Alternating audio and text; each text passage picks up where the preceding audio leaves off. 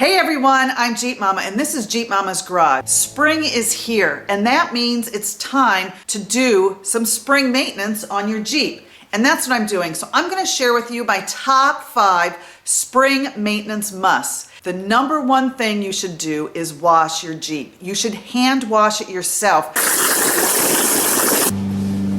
Then you can get an up close and personal look at your Jeep, what you need to do to take care of it.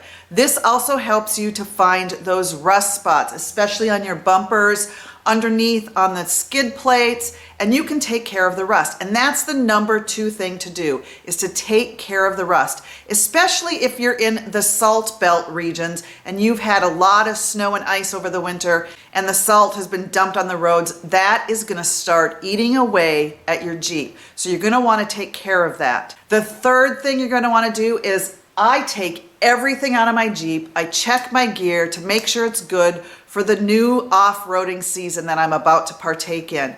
And then I'll put everything back and I'll make sure I have everything I need in my Jeep. Now, the fourth thing is grease your parts. Make sure all your parts are greased. That means your aftermarket drive shaft. I have the Yeti steering system, which requires grease. And the other thing that you need to check, follow me, the other part of your Jeep that you're going to want to keep greased is if you have, see, a swing gate.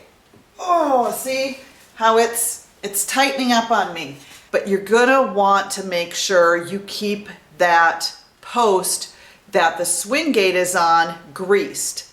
And every spring and every fall, you're going to want to do this because it's a necessity, or all that rust is going to seize it up.